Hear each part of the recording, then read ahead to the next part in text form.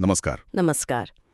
आज हम बात कर रहे हैं आदतों की। हाँ, आदतें। ये कैसे बनती हैं, कैसे बदलती हैं और कैसे हमारे रोजमर्रा की जिंदगी पर एक तरह से राज करती हैं। अक्सर हमें पता भी नहीं चलता। बिल्कुल। हमारे पास चार्ल्स डुइग की मशहूर किताब है द पावर ऑफ हैबिट। उसके कुछ हिस्से हैं और हम कोशिश करेंगे समझने की कि भाई हम जो करते हैं वो क्यों करते हैं। हाँ, ये समझना बहुत जरूरी है क्योंकि आदतें हमारी जिंदगी का एक तरह से अनदेखा ताना बाना है। अनदेखा ताना बाना। हाँ, मतलब सोचिए, सुबह उठते सबसे पहले क्या करते हैं? फोन चेक करना शायद। हाँ, ज्यादातर लोग। या ऑफिस जाने का वही रोज का रास्ता लेना, या फिर जब टेंशन होती है तो कुछ मीठा खा लेना। ये सब क्या है? ये ज्यादातर ऑटोमेटिक काम है। अपने आप हो जाते हैं। हाँ, अपने आप। और ये सिर्फ हम पर ही लागू नहीं होता। आप देखिए, बड़ी बड़ी कंपनियां, संस्थाएं, वो भी आदतों के हिसाब से चलती हैं। बस उन्हें हम शायद रूटीन कह देते हैं या प्रोसेस। अच्छा, तो फिर ये बनती कैसे हैं ये आदतें? किताब में वो MIT वाली रिसर्च का जिक्र है, चूहों वाली। हाँ, वो क्लासिक एक्सपेरिमेंट है।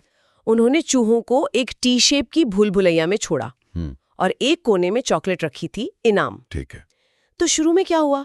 चूहे बेचारे भटके, इधर उधर सूंघा, दीवारें खरोची, कंफ्यूज थे। हाँ, रास्ता ढूंढ रहे थे। बिल्कुल। लेकिन धीरे धीरे कुछ कोशिशों के बाद उन्हें वो सीधा रास्ता मिल गया चॉकलेट तक जाने का। सीख गए वो। हाँ, पर कमाल की बात ये नहीं थी। कमाल की बात ये थी कि जब ऐसा हुआ, उनके दिमाग की एक्टिविटी वो बदल रही। अच्छा, कैसे बदली? शुरू में जब वो रास्ता ढूंढ रहे थे तो दिमाग बहुत एक्टिव था, सोच विचार चल रहा था। लेकिन जैसे ही रास्ता पक्का हो गया, आदत बन गई, दिमाग की वो एक्टिविटी एकदम कम हो गई, जैसे दिमाग ऑटो पायलट मोड में चला गया हो। ऑटो पायलट मतलब दिमाग को ज्यादा मेहनत नहीं करनी पड़ रही थी? ठीक समझे, बिल्कुल। इसी को किताब में आदत का फंदा कहा है, हैबिट लूप। Habit loop. हाँ, इसके 3 हिस्से होते हैं। पहला, संकेत या क्यू, जैसे उस केस में भूल भुलैया का गेट खुलने की क्लिक की आवाज। ओके। दूसरा, क्रिया, मतलब रूटीन, यहाँ पर वो रास्ता ढूंढकर चॉकलेट तक पहुंचना। और तीसरा, इनाम, रिवॉर्ड, यानी वो टेस्टी चॉकलेट। संकेत, क्रिया, इनाम। हाँ, और दिमाग का एक खास हिस्सा है बेसल गैंग्लिया। समझिए, ये दिमाग का ऑटो पायलट सिस्टम है। Basal ganglia. हाँ, ये इन पैटर्न्स को पकड़ लेता है, संकेत, क्रिया, इनाम, और फिर उस व्यवहार को ऑटोमेटिक बना देता है ताकि दिमाग अपनी एनर्जी बचा सके दूसरे जरूरी कामों के लिए। ये तो कमाल है। मतलब आदतें एक तरह से दिमाग में प्रोग्राम हो जाती हैं। बिल्कुल प्रोग्राम्ड, और वो मिटते भी नहीं आसानी से। हाँ, किताब में वो यूजीन नाम के व्यक्ति का किस्सा था जिसे एक बीमारी की वजह से नई यादें बनाने में दिक्कत होती थी। हाँ, यूजीन पेला। बहुत दुखद कहानी थी। एक वायरल इन्फेक्शन से उसका हिपोकैम्पस डैमेज हो गया था, जो नई यादें बनाता है। वो अपने डॉक्टर को रोज भूल जाता था। सोचिए, हर रोज। हाँ, हर रोज। लेकिन कमाल की बात ये थी कि वो नई चीजें याद नहीं रख पाता था, पर अपने घर में आराम से घूम लेता था। किचन कहाँ है, बाथरूम कहाँ है, ये सब उसे पता था। वो खुद टहल कर पहुंच जाता था। पर कैसे, अगर याददाश्त ही नहीं थी? क्योंकि ये चलना फिरना, ये रास्ते, ये उसकी आदत बन चुकी थी। और आदतें कहाँ स्टोर होती हैं? बेसल गैंग्लिया में, याददाश्त वाले हिस्से में नहीं। अच्छा, तो याददाश्त गई पर आदतें रह गईं। हाँ, ये दिखाता है कि आदतें कितनी गहरी होती हैं और वो कभी पूरी तरह मिटती नहीं, बस दब जाती हैं। सही संकेत मिले तो वापस उभर सकती हैं। अगर ये आदतें इतनी पक्की होती हैं और ऑटो पायलट पर चलती हैं, तो फिर इन्हें तोड़ना या बदलना इतना मुश्किल क्यों होता है? क्या सिर्फ वो 3 चीजें, संकेत, क्रिया, इनाम ही काफी हैं आदत को चलाने के लिए? बहुत अच्छा सवाल है। नहीं, सिर्फ ये 3 चीजें काफी नहीं है। एक और बहुत जरूरी चीज है जो इस फंदे को, इस लूप को मजबूत बनाती है। और वो क्या है? वो है इच्छा, क्रेविंग। इच्छा? किस चीज की इच्छा? इनाम की इच्छा। दिमाग सिर्फ इनाम मिलना याद नहीं रखता, वो इनाम की उम्मीद करना सीख लेता है, और इसी उम्मीद से पैदा होती है इच्छा। इनाम की उम्मीद? हाँ, वो वुल्फ्रेम शुल्ज वाले एक्सपेरिमेंट से ये पता चला था। बंदरों पर किया था उन्होंने। हाँ, जूलियो नाम का बंदर था शायद। हाँ, जूलियो। तो जब जूलियो को एक सिग्नल, मतलब संकेत के बाद लीवर खींचने पर ब्लैकबेरी जूस यानी इनाम मिलता था, तो शुरू में उसके दिमाग में जो खुशी वाली हलचल होती थी वो जूस मिलने पर होती थी, इनाम मिलने पर। ठीक है, लॉजिकल है। लेकिन कुछ समय बाद पैटर्न बदल गया। जैसे ही उसे वो सिग्नल दिखता था ना, लीवर खींचने से भी पहले, जूस मिलने से भी पहले, उसके दिमाग में वो खुशी वाली हलचल तेज हो जाती थी। अरे, मतलब सिग्नल देखते ही दिमाग खुश। हाँ, दिमाग इनाम की उम्मीद में ही उत्साहित हो जाता था। वो उस जूस को क्रेव करने लगता था, उसकी इच्छा करने लगता था। यही इच्छा है जो हमें संकेत मिलते ही वो काम करने पर मजबूर करती है।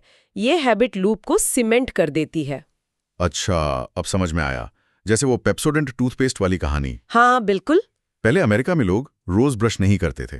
फिर वो एड गुरु आए, क्लॉड हॉपकिंस। उन्होंने विज्ञापन में लोगों को बताया कि अरे, आपके दांतों पर एक परत है, एक फिल्म, महसूस करो उसे अपनी जीभ से। ये हो गया संकेत। हाँ, हालांकि वो परत हमेशा से थी और नुकसानदायक भी नहीं थी। सही। और फिर उन्होंने कहा, पेप्सोडेंट इस्तेमाल करो, ये परत हटेगी और आपको मिलेगी खूबसूरत, चमकीली मुस्कान और ताजगी भरा एहसास। ये हो गया इनाम। हाँ, इनाम। लेकिन हॉपकिंस जीनियस थे। उन्होंने सिर्फ परत हटाने या मुस्कान पर फोकस नहीं किया। असली ट्रिगर था वो टिंगली, वो ताजगी भरा एहसास जो पेप्सोडेंट देता था। लोगों को उस एहसास की इच्छा होने लगी। उन्हें शायद वो परत महसूस भी ना हो, पर उन्हें वो ताजगी चाहिए थी। तो इच्छा इनाम से जुड़ गई। एग्जैक्टली। और फैब्रीज एयर फ्रेशनर के साथ भी कुछ ऐसा ही हुआ था ना। वो शुरू में फेल हो गया था। हाँ, अजीब बात है, एयर फ्रेशनर तो चलना चाहिए। प्रॉक्टर एंड गैम्बल ने उसे बुरी गंध हटाने के लिए बनाया था। प्रॉब्लम ये थी कि जिन लोगों के घर में वाकई बुरी गंध थी, जैसे बहुत सारे पालतू जानवरों की, उन्हें उसकी आदत पड़ चुकी थी। उन्हें वो गंध महसूस ही नहीं होती थी। तो संकेत बुरी गंध ही नहीं था। तो फिर वो बिका कैसे? आज तो बहुत पॉपुलर है। उन्होंने मार्केटिंग बदली। रिसर्च में पाया कि कुछ लोग, खासकर जो सफाई को लेकर बहुत पर्टिकुलर थे, वो सफाई करने के बाद फैब्रीज छिड़कते थे। क्यों? क्योंकि उन्हें वो एक फाइनल टच लगता था, एक अच्छी खुशबू। अच्छा। तो पीएनजी ने फैब्रीज को बदबू हटाने वाले प्रोडक्ट से बदलकर सफाई की क्रिया पूरी होने का इनाम बना दिया। विज्ञापन में दिखाया गया कि कमरा साफ करने के बाद फैब्रीज छिड़के और फिर एक गहरी सांस लेकर उस ताजगी को महसूस करें। अब संकेत था सफाई पूरी हुई, क्रिया थी फैब्रीज छिड़कना, और इनाम था वाह, सब कितना फ्रेश लग रहा है। और लोगों को उस फ्रेशनेस की इच्छा होने लगी। बिल्कुल, लोग उस साफ ताजी खुशबू को क्रेव करने लगे।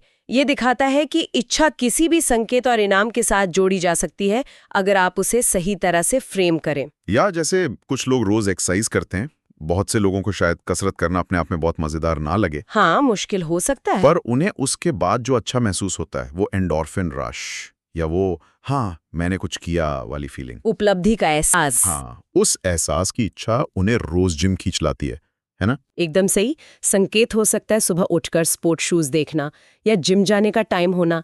क्रिया हो गई कसरत, और इनाम वो एंडोर्फिन, वो अच्छा महसूस होना या फिट दिखने का संतोष। इच्छा इस पूरे चक्कर को पावर देती है। तो ये सब सुन के लगता है कि आदतें बहुत शक्तिशाली हैं और इच्छा उन्हें और मजबूत बनाती है। तो फिर सवाल ये है कि क्या हम इन्हें बदल सकते हैं? क्या हम अपनी इच्छाओं के गुलाम हैं? नहीं, बिल्कुल नहीं। यही किताब की सबसे अच्छी बात है। आदतें मजबूत हैं, पर पत्थर की लकीर नहीं, उन्हें बदला जा सकता है। किताब इसके लिए एक सुनहरा नियम बताती है। सुनहरा नियम क्या है वो? नियम बहुत सीधा है। आदतें मिटाई नहीं जा सकती, लेकिन उन्हें बदला जा सकता है। और बदलने का तरीका है संकेत वही रखो, इनाम वही रखो, बस बीच की जो क्रिया है उसे बदल दो। संकेत वही, इनाम वही, क्रिया बदल दो। सुनने में तो आसान लग रहा है। हाँ, सुनने में, पर ये काम करता है। इसका सबसे बड़ा उदाहरण है अल्कोहलिक्स एनोनिमस, यानी AA। AA, वो शराब की लत छुड़ाने वाला ग्रुप। हाँ, सोचिए, शराब पीने की आदत, इसका संकेत क्या हो सकता है?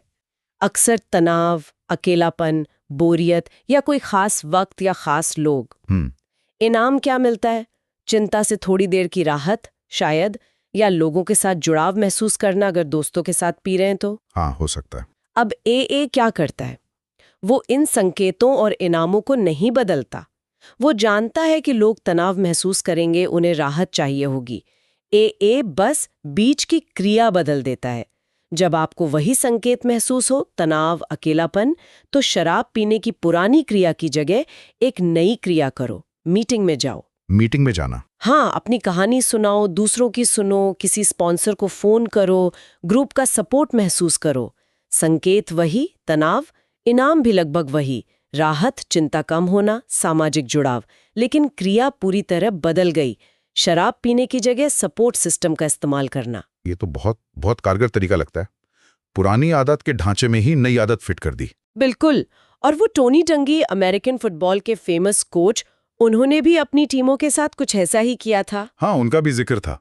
टैंपा बे बकनियर्स और इंडियनापोलिस कोर्ट्स के कोच थे वो। हाँ, डंगी जानते थे कि खिलाड़ियों की सालों पुरानी मैदान पर बिजली की तरह रिएक्ट करने वाली आदतें मिटाना नामुमकिन है। आप एक डिफेंडर को ये नहीं कह सकते कि वो सोचना शुरू कर दे कि बॉल किधर फेंकेगा। वो इंस्टिंक्टिव होता है। तो उन्होंने क्या किया? उन्होंने कोशिश भी नहीं की आदतें मिटाने की। उन्होंने खिलाड़ियों को सिखाया कि खेल के दौरान मिलने वाले संकेतों को पहचाने, जैसे विरोधी टीम का फॉर्मेशन कैसा है, सामने वाला खिलाड़ी कैसे खड़ा है, और फिर अपनी पुरानी ऑटोमेटिक क्रियाओं को करने की बजाय कुछ पहले से तय की हुई ज्यादा असरदार नई क्रियाएं करें। उन्होंने पुरानी आदतों को रीवायर किया, संकेत पहचाना और ऑटोमेटिक रिएक्शन की जगह एक सोचा समझा, प्रैक्टिस किया हुआ रिएक्शन दिया। मतलब उन्होंने आदत का रूट बदला। हाँ, संकेत वही, इनाम वही, मैच जीतना, अच्छा खेलना, बस बीच का रिएक्शन, वो क्रिया बदल गई। लेकिन सिर्फ क्रिया बदलने से काम चल जाता है क्या? इसमें मेरा मतलब है, क्या इच्छा शक्ति या किसी और चीज की जरूरत नहीं पड़ती, खासकर जब मुश्किल हो? बहुत जरूरी सवाल है। सिर्फ क्रिया बदलना काफी नहीं है। एक और बहुत बहुत जरूरी चीज है, वो है विश्वास। विश्वास? किस तरह का विश्वास? ये यकीन कि बदलाव मुमकिन है, ये विश्वास कि आप बदल सकते हैं। एए जैसी कम्युनिटी यही विश्वास जगाने में मदद करती है। जब कोई नया मेंबर आता है, वो देखता है कि अरे मेरे जैसे कितने लोग हैं जो सालों से शराब नहीं पी रहे हैं, जो बदल गए हैं। दूसरों को देखकर हिम्मत मिलती है। बिल्कुल। उन्हें लगने लगता है कि अगर ये कर सकते हैं तो शायद मैं भी कर सकता हूँ। ये ग्रुप का सपोर्ट, ये साझा अनुभव, ये विश्वास पैदा करता है। टोनी डंगी की टीम कोल्ट्स के साथ भी यही हुआ। वो कई साल तक प्लेऑफ में पहुंचते थे, पर बड़े मैच हार जाते थे। आदतें थी, स्किल्स थी, पर शायद वो विश्वास नहीं था। फिर क्या बदला? फिर एक बहुत दुखद घटना हुई। डंगी के बेटे जेमी की मृत्यु हो गई। पूरी टीम, पूरा शहर उनके दुख में शामिल हुआ। इससे टीम के अंदर एक गहरा भावनात्मक जुड़ाव, एक भरोसा पैदा हुआ। उन्हें यकीन हो गया कि वो एक दूसरे के लिए खेल सकते हैं, अपने कोच के लिए जीत सकते हैं। और उसी साल, उसी विश्वास के दम पर उन्होंने सुपर बोल जीता। ओह, तो बिना विश्वास के जब मुश्किल वक्त आता है, तनाव बढ़ता है, तो पुरानी आदतें वापस हावी हो जाती हैं। विश्वास उस नई आदत को टिकाए रखने में मदद करता है। विश्वास, ये तो काफी गहरी बात है। अच्छा, किताब में मूल आदतों का भी जिक्र था, कीस्टोन हैबिट्स। ये क्या होती हैं? हाँ, कीस्टोन हैबिट्स ये कुछ ऐसी खास आदतें होती हैं जिन्हें अगर आप बदल लें या अपना लें तो उनका असर सिर्फ उसी एक एरिया में नहीं रहता, बल्कि वो आपकी जिंदगी के कई दूसरे हिस्सों में भी अच्छे बदलाव लाना शुरू कर देती हैं। जैसे कोई एक चाबी जो कई ताले खोल दे। एक चाबी कई ताले। उदाहरण? सबसे क्लासिक उदाहरण है पॉल ओनील का, जब वो 1987 में एल्क्वा कंपनी के सीईओ बने। हाँ। एल्क्वा एक बहुत बड़ी एल्युमिनियम कंपनी है। हाँ, पता है। तो जब वो पहली बार इन्वेस्टर्स से मिले तो उन्होंने मुनाफे, लागत कम करने या मार्केट शेयर की बात नहीं की। उन्होंने कहा, मेरी पहली और सबसे बड़ी प्राथमिकता होगी कर्मचारियों की सुरक्षा। हाँ। हमारा लक्ष्य है 0 एक्सीडेंट्स। सुरक्षा? सीईओ के लिए थोड़ा अजीब फोकस नहीं था? निवेशक तो चौंक गए होंगे कि ये क्या बोल रहा है। बिल्कुल चौंके, सब हैरान थे। लेकिन ओनील अड़े रहे और कमाल ये हुआ कि ये सुरक्षा पर फोकस एक कीस्टोन हैबिट बन गया पूरी कंपनी के लिए। कैसे? सुरक्षा से बाकी चीजें कैसे सुधरी? सोचिए, 0 एक्सीडेंट के लक्ष्य तक पहुंचने के लिए क्या करना होगा? आपको समझना होगा कि हादसे क्यों होते हैं। इसके लिए आपको मजदूरों से बात करनी होगी, उनकी सुननी होगी, मतलब कम्युनिकेशन सुधरेगा। मैनेजर्स को सेफ्टी प्रोसीजर्स लागू करने होंगे, अच्छे सुझावों पर जल्दी अमल करना होगा। ओनील ने नियम बनाया कि किसी भी बड़े हादसे की खबर उन तक 24 घंटे के अंदर पहुंचनी चाहिए, साथ में उसे दोबारा होने से रोकने के प्लान के साथ। अरे वाह! इससे पूरी कंपनी में ऊपर से नीचे तक जानकारी का फ्लो सुधरा, जवाबदेही बढ़ी, ईमेल का इस्तेमाल शुरू हुआ ताकि जानकारी जल्दी पहुंचे, लोगों में भरोसा बढ़ा कि मैनेजमेंट उनकी परवाह करता है। और नतीजा, अल्कोआ दुनिया की सबसे सुरक्षित औद्योगिक कंपनियों में से एक बन गई और साथ ही उसकी प्रोडक्टिविटी आसमान छू गई, लागत कम हुई और जब ओनील रिटायर हुए तो कंपनी का मुनाफा उनके आने के समय से 5 गुना ज्यादा था। सिर्फ एक आदत, सुरक्षा पर फोकस, और इतने सारे फायदे। हाँ, एक अकेली मूल आदत ने पूरी कंपनी का कल्चर और परफॉर्मेंस बदल दिया। जबरदस्त। एक और उदाहरण था शायद रोज खाने पीने का हिसाब रखने का, फूड डायरी। हाँ, फूड डायरी लिखना भी एक कीस्टोन हैबिट का अच्छा उदाहरण है। एक स्टडी में पाया गया कि जिन लोगों ने सिर्फ इतना करना शुरू किया, रोज लिखना कि उन्होंने दिन भर में क्या क्या खाया और कब खाया, बिना किसी और डाइट प्लान या इंस्ट्रक्शन के, उन्होंने अपने आप ही अपने खाने के पैटर्न नोटिस करने शुरू कर दिए। अरे, मैं तो शाम को टीवी देखते हुए ज़्यादा खा लेता हूँ, या जब स्ट्रेस होता है तो मीठा खाता हूँ। और सिर्फ इस जागरूकता से, इस जानकारी से वो धीरे धीरे खुद ही बेहतर विकल्प चुनने लगे। उनका वजन कम हुआ, वो ज़्यादा हेल्दी खाने लगे। सिर्फ लिखने भर से? हाँ, सिर्फ लिखने से। फूड डायरी ने उन्हें अपने व्यवहार के प्रति जागरूक बनाया और वो जागरूकता दूसरे बदलावों का कारण बनी। इच्छा शक्ति के बारे में भी कुछ था क्या? वो भी एक मूल आदत है, विल पावर? हाँ, इच्छा शक्ति या विल पावर भी एक बहुत महत्वपूर्ण मूल आदत मानी जाती है, लेकिन ये थोड़ी अलग तरह से काम करती है। ये एक रूटीन से ज्यादा एक स्किल या कहें तो एक मांसपेशी की तरह है। मांसपेशी मतलब ये कि रिसर्च दिखाती है कि इच्छा शक्ति एक लिमिटेड रिसोर्स है। आप इसे जितना इस्तेमाल करते हैं, ये उतना थकती जाती है, कम होती जाती है। अच्छा। जैसे एक फेमस स्टडी है जिसमें कुछ स्टूडेंट्स के सामने ताज़ी बनी हुई चॉकलेट चिप कुकीज रखी गईं और कुछ के सामने मूली, जिन्हें कुकीज खाने से खुद को रोकना पड़ा। उसमें तो बहुत इच्छा शक्ति लगी होगी।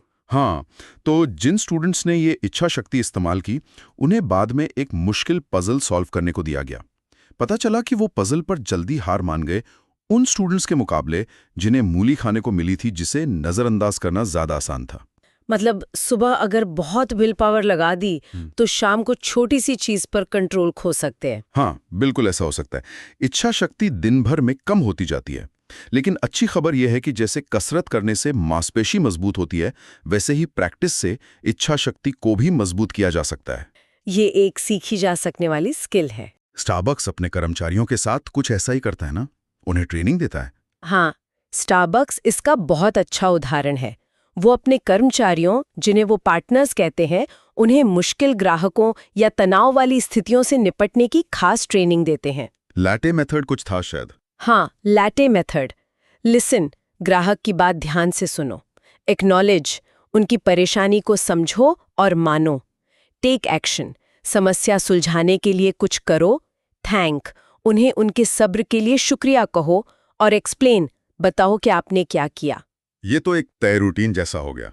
बिल्कुल, ये एक तय रूटीन है जिसे वो तब इस्तेमाल कर सकते हैं जब कोई ग्राहक चिल्ला रहा हो, संकेत, या कोई और मुश्किल स्थिति हो। इस रूटीन से उन्हें पता होता है कि क्या करना है, जिससे उनकी इच्छा शक्ति बचती है और वो शांत रह पाते हैं। ये उनकी विल पावर को मजबूत करता है। और उन्हें थोड़ी आज़ादी देने वाली बात भी थी, ऑटोनॉमी। हाँ, ये भी बहुत महत्वपूर्ण है। स्टारबक्स अपने पार्टनर्स को स्टोर कैसे चलाना है, डिस्प्ले कैसे लगाना है, इसमें थोड़ी आज़ादी देता है। जब लोगों को लगता है कि उनका अपनी स्थिति पर, अपने काम पर थोड़ा कंट्रोल है, तो उनकी इच्छा शक्ति ज़्यादा देर तक चलती है। कंट्रोल का एहसास विल पावर को बचाता है। तो ये तो हुई व्यक्तिगत आदतें, कंपनी की आदतें। लेकिन ये आदतें समाज को कैसे प्रभावित करती हैं और कैसे कंपनियां हमारी आदतों का इस्तेमाल करती हैं? वो टारगेट वाला उदाहरण काफ़ी आंखें खोलने वाला था। हाँ, टारगेट का केस दिखाता है कि कंपनियां हमारी आदतों को कितने गहरे लेवल पर समझ रही हैं और डेटा का इस्तेमाल कैसे कर रही हैं। उनके एक डेटा साइंटिस्ट थे, एंड्रू पोल। हाँ। उन्होंने ग्राहकों के खरीदारी के पैटर्न को एनालाइज करके एक ऐसा मॉडल बनाया जो ये अनुमान लगा सकता था कि कौन सी महिला ग्राहक गर्भवती है, और ये अनुमान वो अक्सर उस महिला के करीबी लोगों को पता लगने से भी पहले लगा सकते थे। ये कैसे मुमकिन है? क्या खरीद रही थी वो महिला? मॉडल ने पाया कि गर्भवती महिलाएं कुछ खास तरह की चीजें खरीदना शुरू कर देती हैं, जैसे बिना खुशबू वाला लोशन, कुछ खास तरह के सप्लीमेंट्स, कॉटन बॉल्स। पैटर्न बहुत सूक्ष्म थे, लेकिन कंप्यूटर उन्हें पकड़ सकता था। कमाल है। पर टारगेट ये जानना क्यों चाहता था? इसका क्या फायदा? फायदा बहुत बड़ा था। टारगेट को पता था कि जब लोगों की जिंदगी में बड़ा बदलाव आता है, जैसे बच्चा होने वाला हो, तो उनकी शॉपिंग की आदतें बदल जाती हैं। वो नए ब्रांड्स, नई दुकानें ट्राई करने को तैयार रहते हैं। अच्छा। तो अगर टारगेट किसी महिला को प्रेगनेंसी की शुरुआत में ही सही समय पर डायपर, बच्चों के कपड़े, पालना, इन सब चीज़ों के कूपन भेज दे, तो बहुत चांस है कि वो महिला सालों तक बच्चों का सारा सामान टारगेट से ही खरीदेगी। आदत पड़ जाएगी। ये तो बहुत सोचा समझा प्लान है। हाँ, उनका मकसद था कि प्रेगनेंसी के दूसरे ट्राइमेस्टर के आसपास जब खरीदारी सबसे ज्यादा होती है, तब इन महिलाओं को टारगेटेड कूपन भेजे जाए। लेकिन ये तो थोड़ा डरावना भी लगता है। क्या कंपनी को इतना सा पता होना चाहिए हमारे बारे में? और अगर किसी को अचानक सिर्फ बच्चों के सामान के कूपन मिलने लगें, तो वो अजीब नहीं लगेगा? शायद गुस्सा भी आए। बिल्कुल, ये एक बड़ा नैतिक सवाल था और प्राइवेसी का भी। टारगेट को भी ये डर था कि अगर ये पता चल गया कि वो लोगों की प्रेगनेंसी ट्रैक कर रहे हैं, तो बहुत बुरा रिएक्शन हो सकता है। तो उन्होंने क्या किया? उन्होंने एक बहुत होशियार तरीका निकाला। उन्होंने सिर्फ बच्चों के सामान के कूपन्स भेजने की बजाय उन कूपन्स को दूसरे रैंडम दिखने वाले कूपन्स के साथ मिला दिया। अच्छा। जैसे डायपर के कूपन के साथ लॉन मूवर का कूपन डाल दिया, या बेबी वाइप्स के साथ वाइन ग्लास का डिस्काउंट दे दिया। इससे पूरा मेलर नॉर्मल लगता था। किसी को ये शक नहीं होता था कि उन्हें खास तौर पर उनकी प्रेगनेंसी की वजह से टारगेट किया जा रहा है। वाह, मतलब छुपा दिया उसे। हाँ, ये कुछ वैसा ही है जैसे रेडियो स्टेशन वाले करते हैं। कोई नया गाना हिट कराना हो तो उसे सीधे नहीं बजाते, उसे दो पुराने जाने पहचाने हिट गानों के बीच में सैंडविच कर देते हैं। जानी पहचानी चीज के साथ नई चीज ज्यादा आसानी से स्वीकार हो जाती है। चालाकी तो है इसमें। अच्छा, और सामाजिक आंदोलनों में आदतों का क्या रोल होता है? रोजा पार्क्स और मॉन्टेगोमरी बस बॉयकॉट का जिक्र था किताब में। हाँ, सामाजिक आंदोलन भी आदतों और खासकर सामाजिक आदतों पर बहुत निर्भर करते हैं। रोजा पार्क्स की कहानी बहुत दिलचस्प है इस नजरिए से। वो सिर्फ एक आम महिला नहीं थी जिन्होंने अचानक बस में सीट छोड़ने से मना कर दिया। वो एक्टिविस्ट थी शायद। हाँ, वो NAACP की मेंबर थीं, चर्च में एक्टिव थीं, उनके समुदाय में उनकी बहुत इज्जत थी, उनके बहुत सारे दोस्त और जानने वाले थे।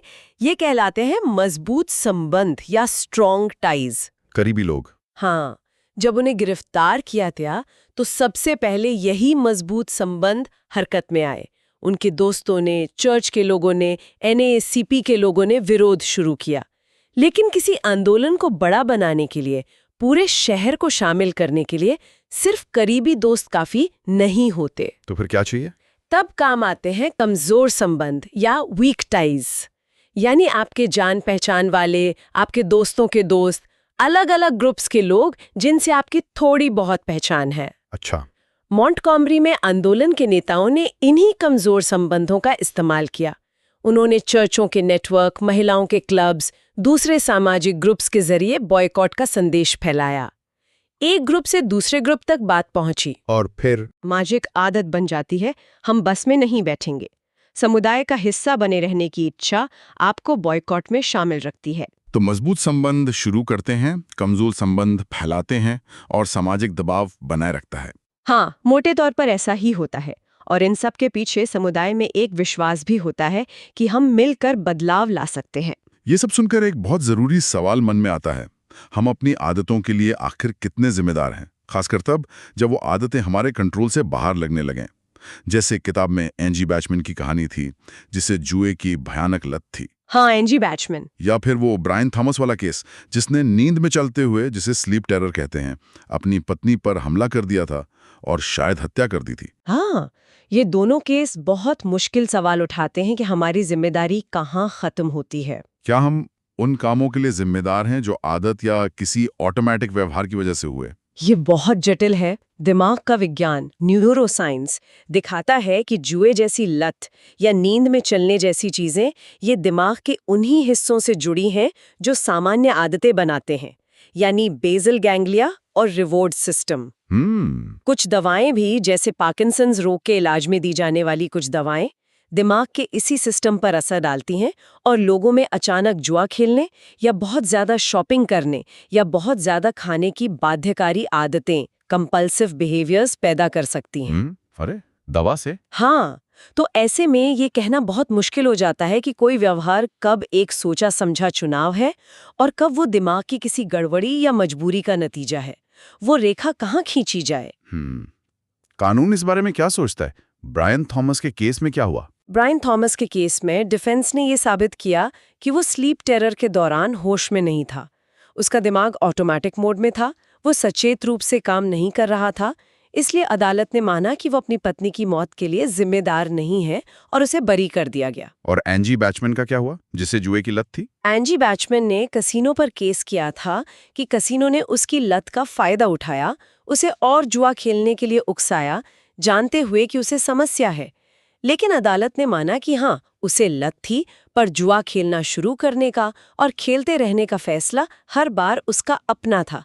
वो जागरूक थी कि वो क्या कर रही है। वो केस हार गई। तो मतलब अगर आप जागरूक हैं तो आप जिम्मेदार हैं, भले ही लत कितनी भी मजबूत क्यों ना हो? कानून की नजर में शायद हाँ, पर यह बहस का मुद्दा है। क्या लत लगने के बाद इंसान वाकई पूरी तरह आजाद होता है चुनाव करने के लिए?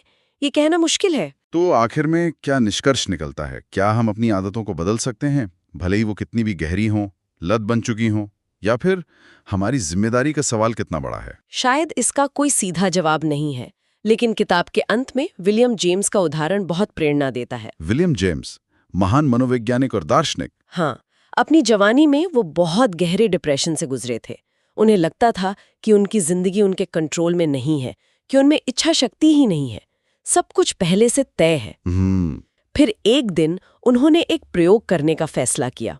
उन्होंने तय किया कि अगले 1 साल तक वो ये मानकर जिएंगे कि उनके पास आजाद इच्छा है, फ्री विल है, कि वो बदल सकते हैं, अपने विचार चुन सकते हैं। सिर्फ मानकर, कोई सबूत नहीं था? कोई सबूत नहीं। उन्होंने सिर्फ विश्वास करने का चुनाव किया। उन्होंने लिखा, मेरा पहला स्वतंत्र कार्य यह विश्वास करना होगा कि मेरे पास स्वतंत्र इच्छा है। और उसका नतीजा क्या हुआ? उस 1 साल के विश्वास ने, उस चुनाव ने धीरे धीरे उनकी सोच, उनके काम करने का तरीका और आखिरकार उनकी पूरी जिंदगी बदल दी। वो उस डिप्रेशन से बाहर निकले और अमेरिका के सबसे प्रभावशाली विचारकों में से एक बने। तो शुरुआत विश्वास से होती है, ये मानने से कि बदलाव संभव है। हाँ, अक्सर शायद यही सबसे बड़ा सबक है, ये विश्वास कि आप अपनी आदतें बदल सकते हैं, चाहे वो कितनी भी पुरानी या मुश्किल क्यों न लगें। ये पहला और शायद सबसे जरूरी कदम है। आदतें शक्तिशाली हैं, इसमें कोई शक नहीं, पर हम उनसे पूरी तरह बंधे नहीं हैं। हमारे पास उन्हें समझने और बदलने की क्षमता है। तो आज हमने काफी कुछ समझा। आदतों का वो फंदा, संकेत, क्रिया, इनाम। हाँ, हैबिट लूप। फिर इच्छा की ताकत जो उसे चलाती है, क्रेविंग, बिल्कुल। और बदलाव का वो सुनहरा नियम, क्रिया बदलो, संकेत और इनाम वही रखो। हाँ, गोल्डन रूल। हमने मूल आदतों के जबरदस्त असर को देखा, जैसे सुरक्षा पर फोकस या फूड डायरी। Keystone habits. हाँ, और इन सब के पीछे विश्वास की अहमियत। विश्वास जो बदलाव को मुमकिन बनाता है। बिल्कुल। तो ये सब जानने के बाद शायद सोचने वाली बात यह है कि क्या हमारी अपनी जिंदगी में कोई ऐसी छोटी सी मूल आदत है, कोई एक चीज जिसे बदलने या अपनाने से शायद बड़े अच्छे बदलाव आ सकते हों? हाँ, ये सवाल खुद से पूछना चाहिए। शायद रोज सुबह 5 मिनट बस शांत बैठना, या रात को सोने से पहले अगले दिन की छोटी सी प्लानिंग करना, या सिर्फ रोज 1 ग्लास एक्स्ट्रा पानी पीना। कौन जाने कौन सी छोटी सी आदत एक कीस्टोन बन जाए। आदतों को समझना शायद सच में खुद को बेहतर समझने की तरफ एक बहुत बड़ा कदम है। बिल्कुल, ये खुद को जानने की एक शक्तिशाली चाबी है।